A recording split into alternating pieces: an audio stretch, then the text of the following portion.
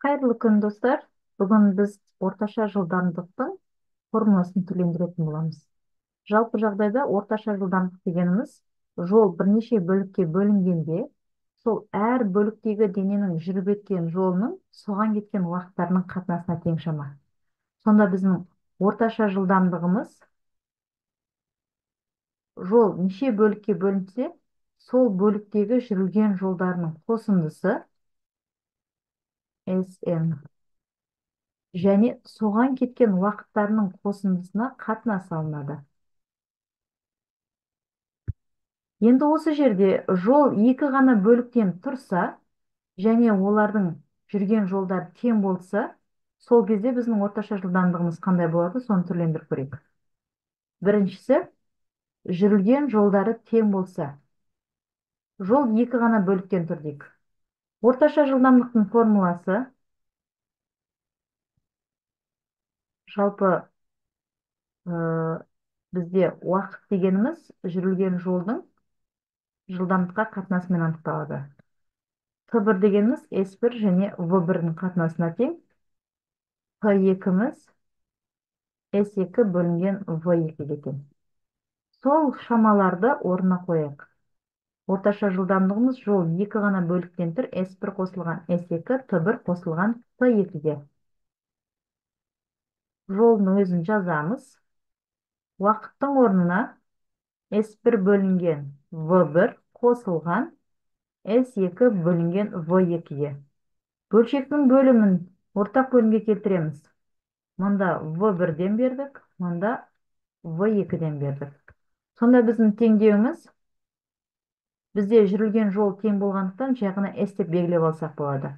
S қосылған S бөлімінде V1 көбейтілген V2 алымында V2 көбейтілген S қосылған V1 көбейтілген S болды.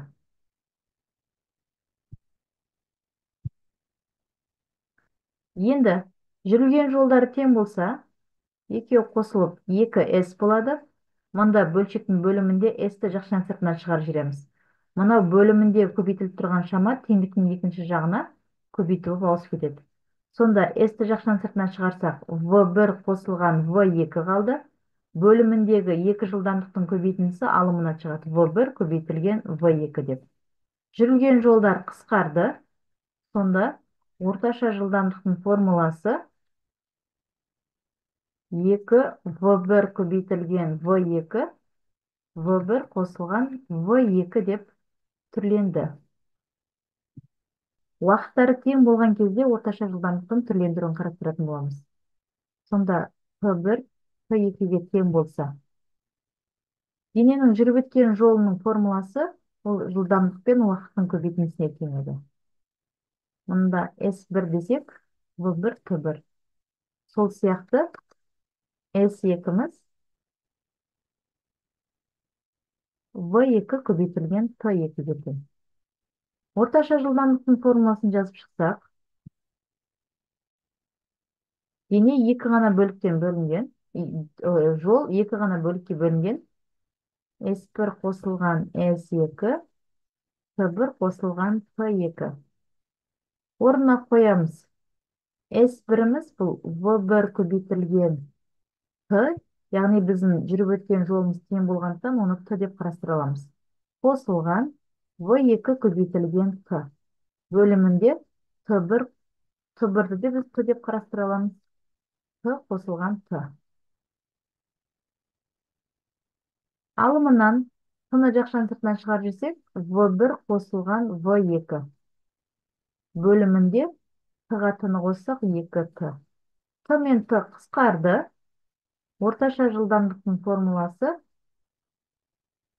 V1 қосылған V2 бөлінген 2-ге тең.